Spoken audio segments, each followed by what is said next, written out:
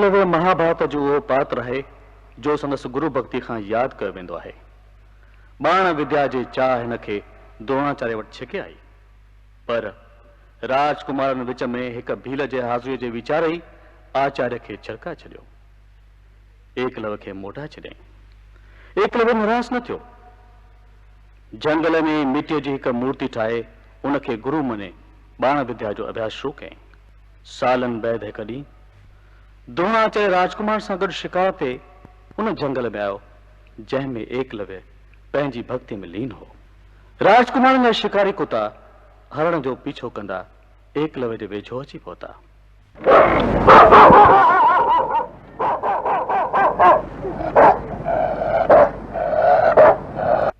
कुतनि जी भौंक एकलव्य जे भक्ति में रुखनो विझण लगी।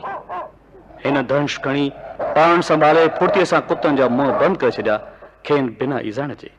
शिकारी कुत्ता बंदि मुंहनि सां मालिकनि वटि मोटी आया। आचार्य समेत सभु अजब में ॾिसंदा रहिया, केरु आहे अहिड़ो कामिल धनुर्धर। आचार्य वीचारण लॻो। झिरकीअ जे अख खे निशानो बाणण वक़्तु ॿियनि राजकुमारनि झिरकी ॾिठी। अर्जुन झिरकीअ जी अख ॾिठी। हिन नथे सम्झो को अख जी पुतली बि ॾिसंदो। हिन खे पंहिंजी महदूदगी जो शिदत सां अहसासु थियण लॻो। हू अर्जुन सां गॾिजी महान धनुर्धर खे ॻोल्हींदो हिन वटि पहुतो। एकलव्य हिक गोॾे ते झुकी आचार्य खे प्रणाम कयो ऐं पंहिंजी सुञाणप ॾिनी। इहो बि ॿुधाईंसि हिन वटां मोटण बैदि मिटीअ जी मूर्ति ठाहे उनखे आचार्य सम्झी हिन विद्या अभ्यास कयो। आचार्य खे ॿियो धदको रसियो। अर्जुन जी गुरुदेव।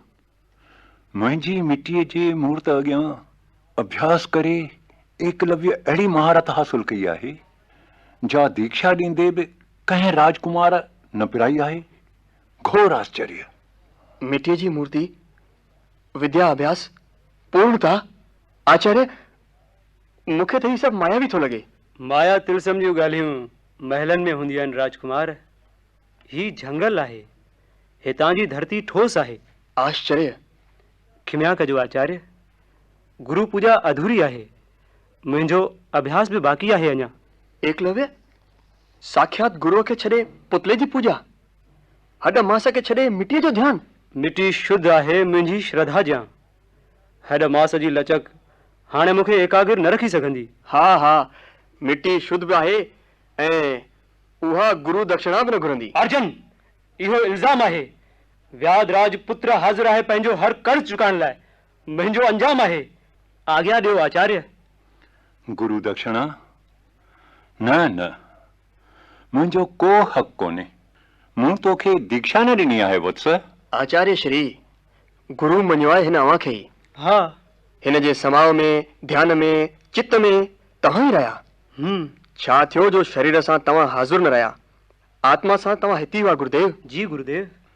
न वत्स, रिश्तो ॿितरफ़ो थींदो आहे। तो मूंखे गुरु मञियो आहे, पर मूं तोखे कॾहिं शिष्य न सम्झियो आहे। पंहिंजो संबंध अधूरो आहे। भक्ति सिर्फ़ भक्ति थींदी आहे गुरुदेव, उनखे रिश्ते जी दरकार कहिड़ी? पर विष्णु कृपा सां मां संतुष्ट आहियां। मूंखे का लालसा न आहे। सवाल लालसा जो नाहे गुरुदेव, हक़ जो आहे। गुरु दक्षिणा तव्हांजो हक़ आहे। मूंखे का तमन्ना कान्हे अर्जुन। आहे आहे गुरुदेव, आहे। ठीकु आहे एकलव्य, तुंहिंजी श्रद्धा स्वीकार आहे, पर तूं इनकार त न कंदे? आज्ञा ॾियो गुरुदेव, मां हाज़िर आहियां। त तूं साॼे हथ जो अंगूठो ॾेई छॾ। मूंखे स्वीकार आहे। इहो अन्याय आहे, ज़ुल्म आहे, पुण्य आहे। इहे करण सां तूं केतिरनि संकटनि खां बची वञे। आचार्य जे नाले में लिक चोरीअ वरतल विद्या जे ॾोह ते पर्दो थो विझां। एकलव्य, गुरु दक्षिणा न ॾियण ते शर्मसार थियण खां बचायां थो तोखे। मूं तोखे पहिरियों ई चयो हो एकलव्य। लेकिन चओ भील सरदार व्याध पुत्र एकलव्य, तयार आहीं दक्षिणा लाइ या ठोस ज़मीन ते रहण वारा अंदरां खोखला आहिनि, खोखला अंजाम कंदा आहिनि? लेकिन हूअ धर्म जो न्याय थिए इहो ॾिसणु असांजो फर्ज़ आहे। कंहिंखे हक़ ॾियारणु, हक़नि जी रक्षा करणु असां खतरनि जो कर्तव्य आहे। हीअ तलवार, अफ़सोस आहे राजकुमार, बहादुर थी बि कायरनि जा वर्ताव थो करीं। तलवार जी शरण थो वठी। वक्त अचण ते मुंहिंजी बाज़ू उन लकड़ीअ खां तेज कम कंदी आहे। एकलव्य होश में अच, तूं अर्जुन सां ॻाल्हाए रहियो आहीं। पूरी पूरी ॼाण अथमि गुरुदेव, ऐं मूं सोम रस बि न पीतो आहे। पूरनि हवासनि में ॻाल्हाए रहियो आहियां ऐं ॿुधाए रहियो आहियां हिन राजकुमार खे त असांजी क़ौम न खोखलो ॻाल्हाईंदी आहे, न खोखलो अंजाम कंदी आहे ऐं न खोखलो हमलो कंदी आहे। एकलव्य मुंहिंजी तलवार। घबराए न राजकुमार, मां राजनीतिअ मां न ॼाणा, बे हथियार ते वार न कंदुसि, ऐं वरी तलवार त मूं लाइ पवित्र हथियार आहे। ईंदड़ पूरण मासीअ ते तलवार बाज़ीअ में ॿियनि खे हाराइण ते ई मां सरदार बणिजी सघंदुसि, पूरनि 5 सालनि लाइ। गुरुदेव, हीअ तलवार सिर्फ़ गुरु दक्षिणा ॾियण लाइ खई अथमि। गुरुर ब्रह्मा गुरुर विष्णु गुरुर्देवो महेश्वर गुरुर साक्षात परिब्रह्म तस्मै श्री गुरुवे नमः। आचार्य देवो भव, आचार्य देवो भव, आचार्य देवो भव। वत्स एकलव्य, जी चओ मुंहिंजी तुच्छ दक्षिणा मुंहिंजी तुच्छ दक्षिणा स्वीकार करियो। स्वीकार करियो। मूंखे ख़बर आहे मूंखे ख़बर आहे मां छा ॾेई रहियो आहियां, मां छा ॾेई रहियो आहियां, पर पूरी श्रद्धा सां, पर पूरी श्रद्धा सां ॾेई रहियो आहियां। ॾेई रहियो आहियां। मुंहिंजी तुच्छ दक्षिणा स्वीकार करियो। मूंखे ख़बर आहे मां छा ॾेई रहियो आहियां, पर पूरी श्रद्धा सां।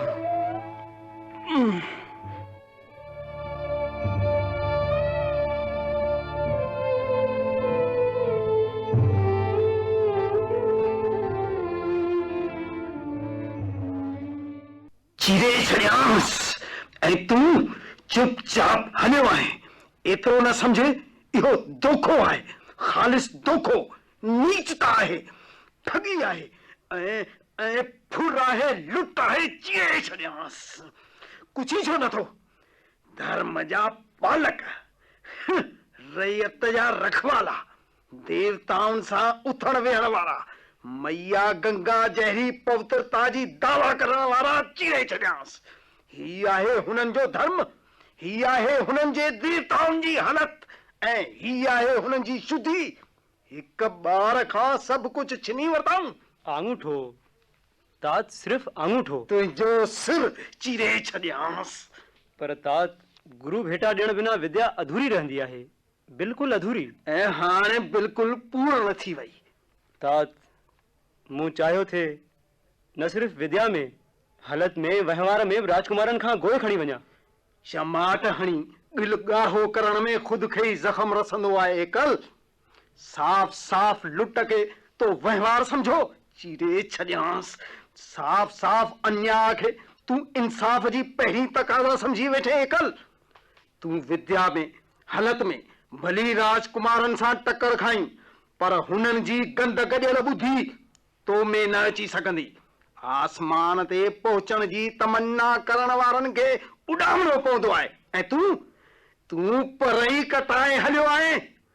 तूं नथो समझी पुट, मुंहिंजे मन में कहिड़ा मंथन पिया थियनि। चिरे छॾियांस, अहिड़ा मंथन जिन मां सिर्फ़ ज़हर ई ज़हर निकिरी रहियो आहे।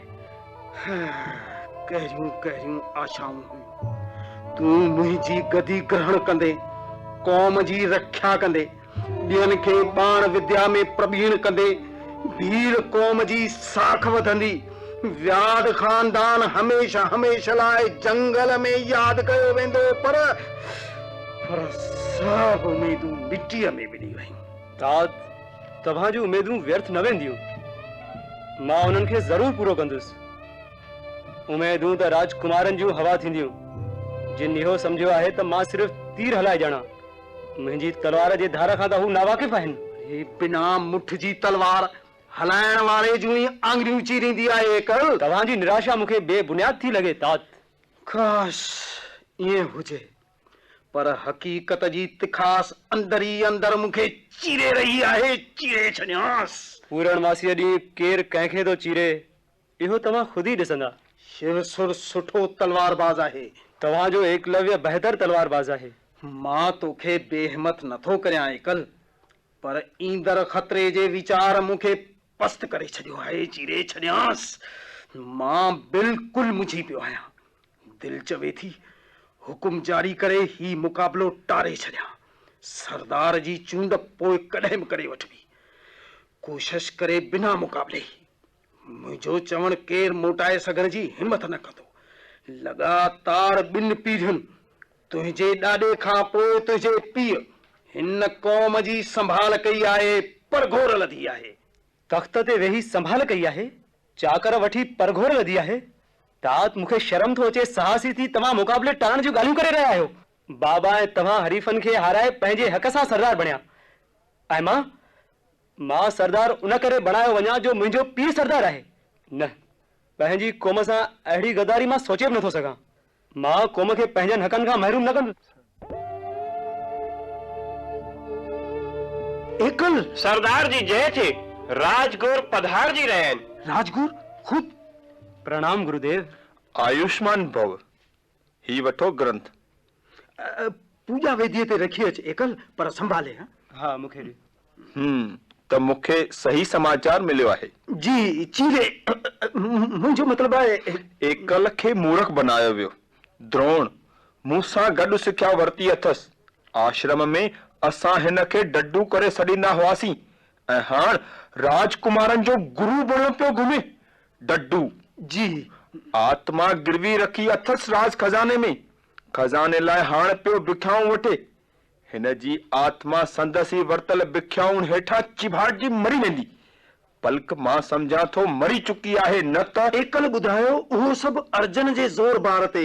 ॾेखाव अर्जन बुद्धिमान शिष्य आहे। हिन ॼाणी वरितो गुरु छा थो चाहे।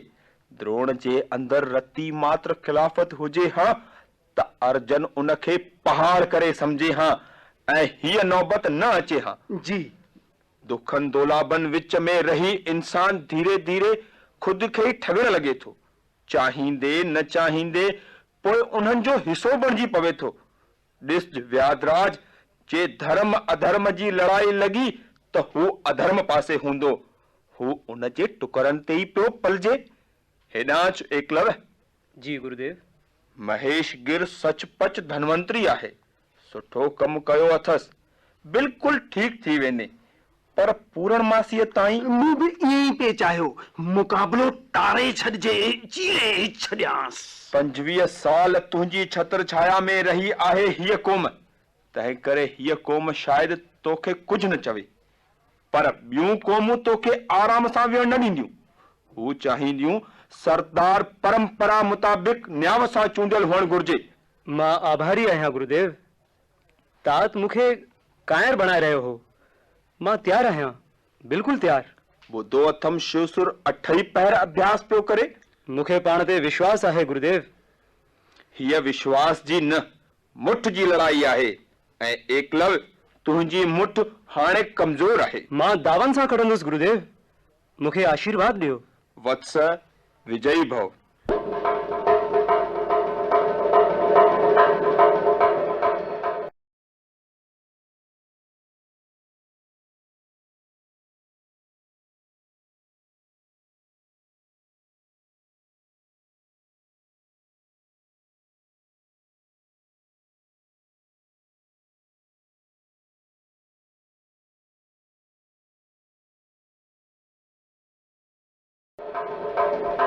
हाणे आखिरीन मुक़ाबिलो सरदार पुत्र एकलव्य ऐं मकना पुत्र शिवसुर जे विच में थींदो।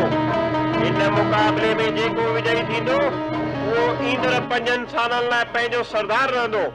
दुर्गा माता अॻियां असांजी इहा ई प्रार्थना आहे त ॿिन्ही मां कंहिंजी बि जान न वञे ऐं फ़ैसिलो थी वञे त एकलव्य ऐं शिवसुर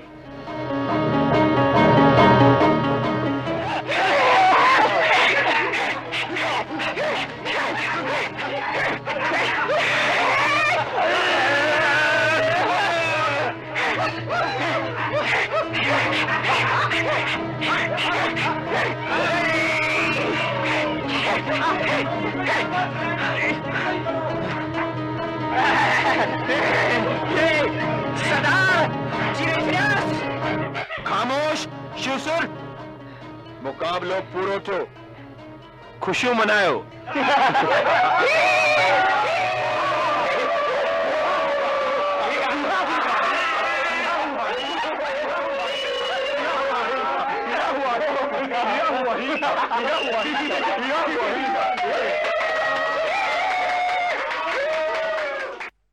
फैसलो ॿुधाइण खां अॻु माता खे ख़ुशि करणु ज़रूरी आहे। माता लाइ पंहिंजी बलि ॾियण लाइ तयारु आहियां। बलि शिवसुर ॾींदो, बलि शिवसुर ॾींदो। आज्ञा ॾियो गुरुदेव, छाजी बलि ॾियणी पवंदी? थुलो बकर या? उहो काल वियो, बकर हाणे क़बूल नथा पवनि। हिन वक़्तु तुंहिंजे साॼी बाह जी बलि चाढ़णी पवंदी। इहो सरासर ज़ुल्म आहे गुरुदेव, बाल हत्या आहे। मां एकलव्य वांगुरु भूख न आहियां। इहा सरदार पुत्र जी तोहीन आहे, हुनजे त्याग जी तोहीन आहे। चीरे छॾियांसि। बुख कढण जी मजबूरीअ खे उपवास नथो छॾे सघिजे सरदार। मूर्खता विचां चीज़ विञाइण खे त्याग नथो चई सघिजे। खामोश सर, तूं सरदार जो अपमान करे रहियो आहीं, ऐं सरदार जो अपमान मुंहिंजो अपमान आहे, क़ौम जो अपमान आहे। मुंहिंजे आवाज़ खे अपमान सॾे तव्हां सचाईअ खे दॿाए रहिया आहियो। शिवसुर, चुप कर शिवसुर। माफ करो गुरुदेव, क्षमा करो सरदार। शिवसुर ॿार आहे, नादान आहे। जोश में हू पंहिंजी औकात भुलिजी वियो आहे। बाबा, तव्हां मूंखे लॼायो था। चुप कर बेवकूफ़। गुरुदेव, मां पंहिंजे पुट खे वठी थो वञा। तव्हां ईअं सम्झो मुक़ाबले में हिन बाग वरितो ई कोन्हे को। इहो परंपरा जो भंग आहे। तूं छा थो सम्झी? माता अॻियां ही सभु खिलवाड़ थी रहियो हो, मखौल हो। मां दाह नथो करियां गुरुदेव, ख़ुशीअ सां शिवसर खे वठी थो वञा। हिन खे सरदार नाहे बणिजणो। इन जो फैसलो अञा बाक़ी आहे। ज़ाहिर त आहे तूं हदूं टुपी रहियो आहीं, सरदारी फैसलनि में दख़ल ॾेई रहियो आहीं। पर राजगुरुअ जे अॻियां इहा पर करे तूं गुरुदेव जे शान सां क़ौम जी शान खे टिको लॻाए रहियो आहीं। ॿियूं क़ौमूं पाण ते खिलंदियूं, मज़ाक उॾाईंदियूं, पंहिंजी फूट जो लाभ वठी पाण ते हमलो कंदियूं। तुंहिंजो फर्ज़ आहे गुरुदेव जे आज्ञा ते जा आज्ञा चई चुपचाप माता जे अॻियां बाह जी बलि ॾेई छॾी। पुण्य तोखे ई मिलणो आहे। रहम कयो सरदार। घुर गैर वाजिब आहे तात। अरे इहा घुर न आहे, बलि आहे। बल चाढ़ण सां सवाब थींदो आहे। पर इहो त अन्याय आहे। अरे तूं चुप रहंदे। छा न्याय आहे, छा अन्याय आहे, पुण्य छा आहे, पाप छा आहे, इहो ही संघासन बखूबी सेखारींदो आहे। तूं अञा नादान आहीं। शिवसुर, राज़ी ख़ुशी राजगुरुअ जे आज्ञा जो पालन कंदे या रहम कयो सरदार, रहम कयो। राजगुरुअ जे हर आज्ञा जो पालन कराइण मुंहिंजो धर्म आहे। मां धर्म खां बेमुख थियण न चाहींदुसि। सरदार, गुरुदेव, रहम करो गुरुदेव। हुनखे जल्लाद, रहम करो। चओ मुंहिंजी तुच्छ बलि।